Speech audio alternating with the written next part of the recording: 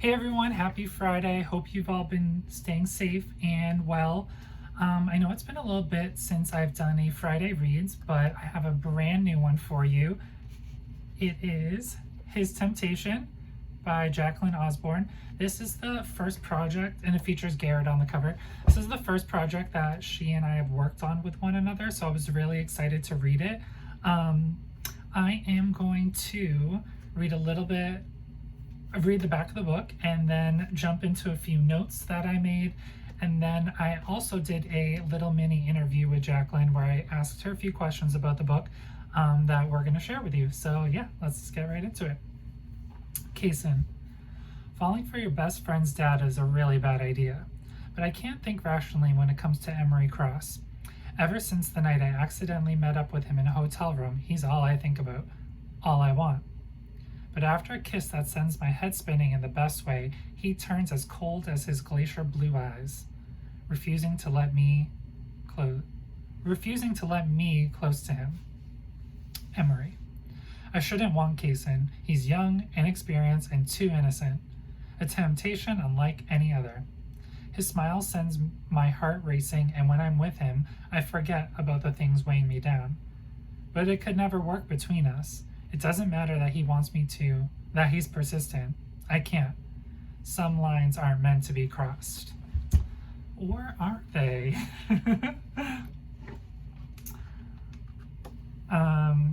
So Cason is not only the first person to graduate from his family, but he also graduates with honors as well. He has a really, really hard, tough upbringing. His dad left when he was younger. His mom is very under the influence of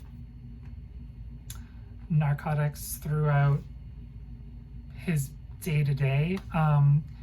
And his mom's boyfriend at the time, and there are many throughout his life, they are just awful. So he's really working so hard to just leave that life behind and go to college and make his own future. He doesn't want to be at home. He doesn't, unfortunately, have a family life that he wants, nor does he deserve it, what he has.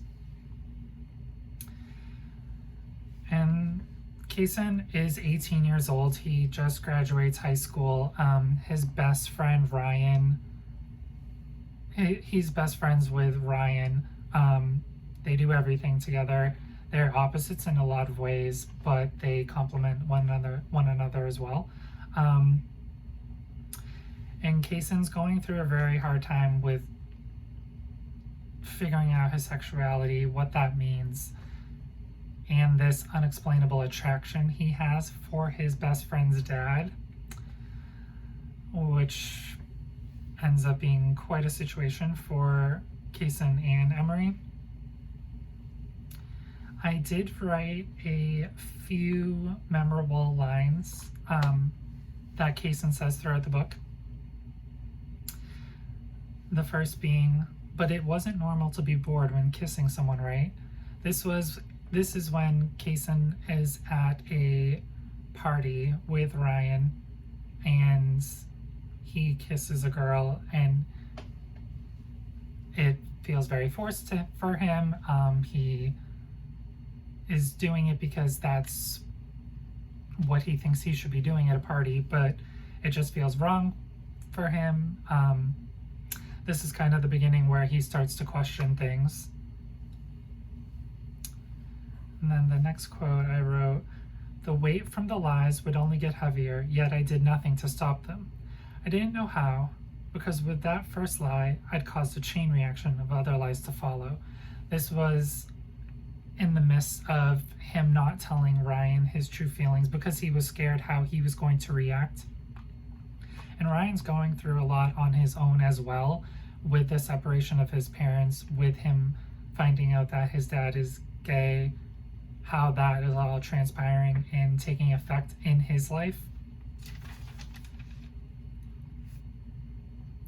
And then the last quote book from Cason is, "But what hurts the most is pretending to be something you're not." That was kind of his last straw of hiding who he truly is and what he would like to become. So I had the chance to do a little mini interview with Jaclyn about her story, and it'll help, I think, give people a insider view of what it was like for her writing this book. And yeah, it's on my computer, so I'm going to read the questions and we will talk about it a little bit more. So as a reader, there were certain moments I knew from the beginning were going to be issues for certain characters when it came to the relationship between Emery and Cason and how Emery's son would react. It was something I anticipated from the beginning of the book, and a portion I think was interwoven very seamlessly. Would you consider yourself a plotter when conceptualizing your work? And Jaclyn says, "I'm both a plotter and a pantser. I usually have a general direction in mind, and I brainstorm a few key scenes. But for the most part, I figure it out as I go." So what was interesting is, from reading the back of the book, and even when you start reading the book, certain things are going to come up as issues. That Ryan and Emery have a very hard relationship, and Emery dating his son's best friend is going to cause huge issues. It's known, but both characters, Emery and Cason, try to fight it at first, but it's pretty much inevitable that things are going to happen between them. So my next question was, without giving too much away, what was your favorite scene to write? And Jaclyn says, "OMG, there were a few, haha. I really liked the scenes featuring Larry Loop. I also love every scene Jay was in. He was a side character who completely stole my heart." We're not going to talk about that first part because I'm going to leave that as a surprise when you read the book. I agree. I really, really liked Jay's character and his interactions with Emery and how that kind of happens and progresses throughout the story. My favorite scene, I think it would be the scene where Emery and Cason first meet. It's quite funny. My next question was, this book has a lot of heavy moments. Did you go into the writing process knowing which you would like to cover, or did it happen organically? And Jaclyn said, "When I first started writing it, Cason was actually a lot different. He had a great home life and was kind of spoiled. But as I started writing and getting to know him better, I realized I was 100% wrong.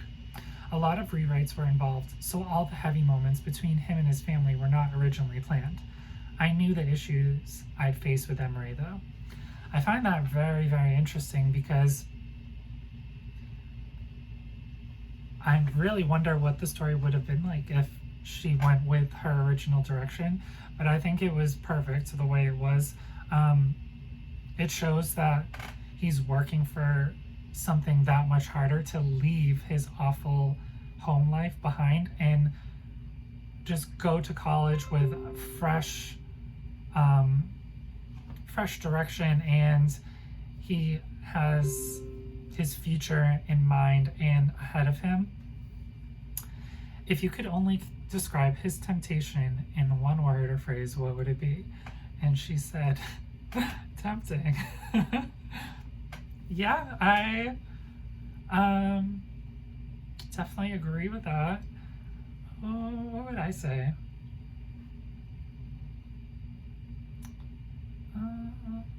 Inevitable, maybe?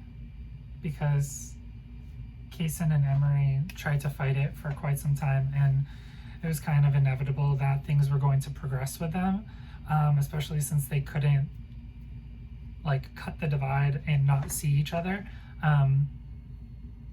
even though they both knew the consequences that could happen by this taking place, which is something I struggled with reading throughout the book,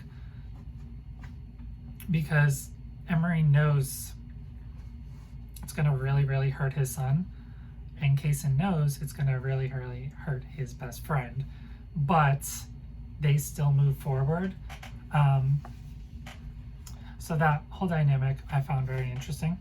And my last question was, after readers finish reading this book, what would you like them to take away?